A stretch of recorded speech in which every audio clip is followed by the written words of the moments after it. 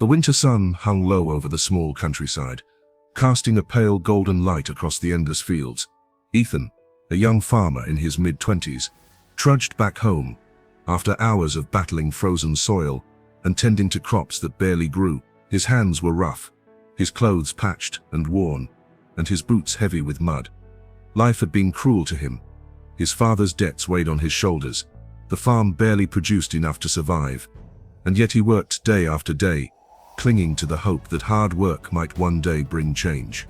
As he reached the narrow dirt road near his land, Ethan noticed a sleek black car standing oddly still, its hood slightly open and steam curling into the cold air. It was the kind of car no one in the village owned, shiny and expensive, completely out of place against the rustic backdrop. Leaning against the driver's side door was a young woman in a wool coat and leather boots. Her face was flushed with cold strands of hair, escaping her scarf. As she looked around helplessly, Ethan slowed his steps, curiosity flickering in his eyes. He had never seen anyone like her before. Clearly a city girl, polished and sophisticated, but at that moment vulnerable. "Car trouble?" Ethan asked softly, not wanting to startle her. She looked up, a little surprised to see a stranger approach, but quickly nodded. "Yes. It just stopped.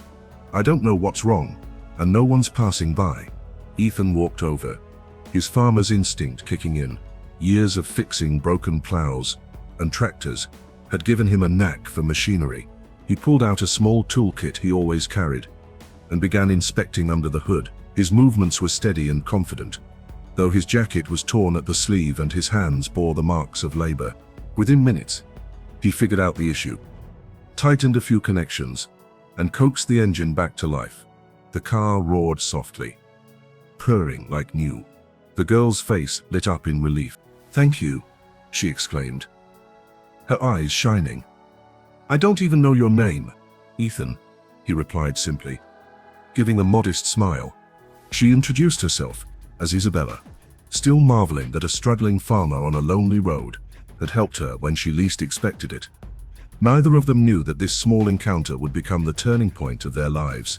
After that unexpected meeting on the lonely dirt road, Isabella couldn't shake Ethan from her thoughts. She had grown up surrounded by polished men in tailored suits, but there was something about this farmer, the sincerity in his eyes, the way he fixed her car without hesitation, and how he never once boasted about it, that touched her deeply. The next morning, while Ethan carried heavy hay bales across his barn, he heard the hum of an engine approaching. When he stepped outside, the same shiny car pulled up to his farmhouse. For a moment, he thought it might be a dream. Isabella stepped out, her boots crunching softly against the frosted earth.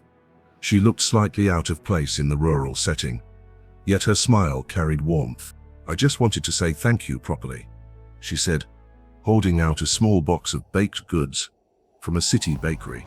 Ethan hesitated, his pride tugging at him, but her sincerity melted his resistance. He accepted the gift with a nod. Over time, Isabella began visiting the farm more often. At first, she claimed it was to check on her car or bring him supplies, but soon their conversations grew longer. She would ask him about the farm, his struggles, and his dreams. Ethan, though shy, found himself opening up in ways he never had. He confessed how the debts had buried his family, how he sometimes skipped meals to save money, and how he wished he could build something more than a dying farm. Isabella listened with genuine care. Unlike others from the city who looked down on farmers, she admired Ethan's resilience. She began to see him not as a poor farmer, but as a man of honor and quiet strength. One snowy evening, after sharing stories in the barn, Isabella finally revealed who she really was. The daughter of one of the wealthiest businessmen in the city. Ethan froze. Suddenly the gap between them felt like a canyon. He was a struggling farmer, barely making ends meet, and she was someone who lived in mansions and luxury. But before his doubts could take over, Isabella spoke firmly. "Ethan, I see your worth, not in money or status, but in who you are, and I want to help you." Ethan stared at her, torn between pride and the flicker of hope that maybe, just maybe, life was about to change. The very next week, Isabella kept her promise. One crisp morning, she drove out to Ethan's farm again, But this time, she had something more than kind words or baked goods to offer. With a determined expression, she handed Ethan a neatly folded piece of paper. "It's a letter of recommendation," she explained. "My father owns several companies in the city, and I've spoken to him about you. He's agreed to give you a chance, if you're willing." Ethan stared at the letter as though it were written in gold. The idea of leaving the farm behind frightened him. The land was all he had ever known, but it was also drowning him in debt and endless labor. Maybe this was the door he had been waiting for. 2 weeks later, Ethan boarded a bus to the city. The ride was long, and his heart pounded with both excitement and fear.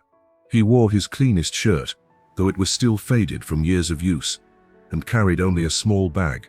When he arrived, Isabella was waiting at the station. For the first time, he saw the city through her eyes, the towering buildings, bustling streets, and glowing lights. Everything felt overwhelming, yet thrilling. She led him to a corporate office where her father's company operated. Ethan was hired in a modest position, starting at the very bottom. At first, the transition was brutal. The city moved fast. The people spoke in polished tones he wasn't used to, and he often felt clumsy and out of place. Many co-workers scoffed at his country manners, whispering that he was the farmer boy Isabella dragged in. But Ethan didn't break. Each day, he arrived early, worked harder than anyone else, and stayed late. His farmer's discipline, those endless dawn to dusk days in the fields, gave him stamina that no one else could match. Slowly, his dedication began to catch the attention of his supervisors. Meanwhile, Isabella continued to encourage him. She would meet him after work, reminding him of his worth. Whenever he felt discouraged, her presence was a steady flame in his uncertain world. Ethan began to realize that the city wasn't just an opportunity for work. It was a chance to rewrite his destiny.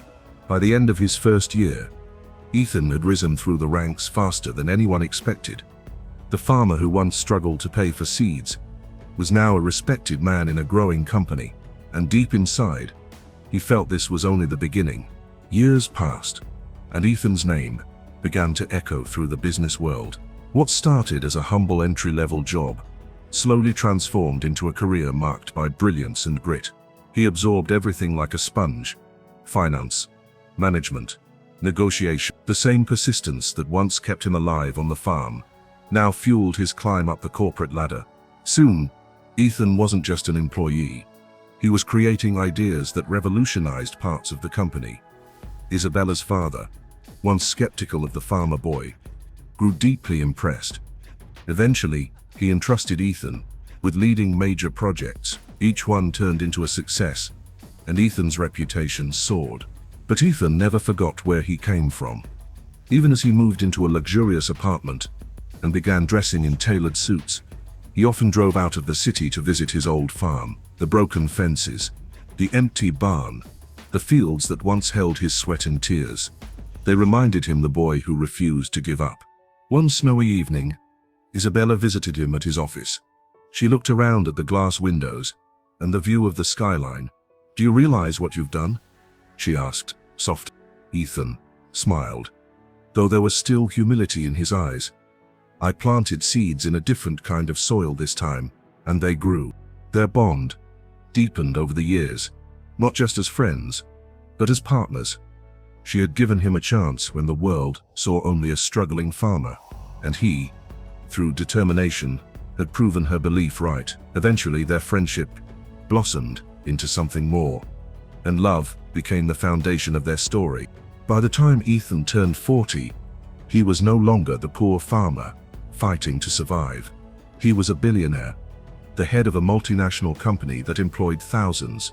Newspapers wrote about his journey, calling him the farmer who reaped fortune. Yet, whenever Ethan was asked about his success, he always said the same thing: "It started with a broken-down car, a kind-hearted girl, and a chance I refused to waste." And in the warmth of Isabella's smile, Ethan knew he had harvested more than wealth. He had found love, purpose, and a life far richer than gold.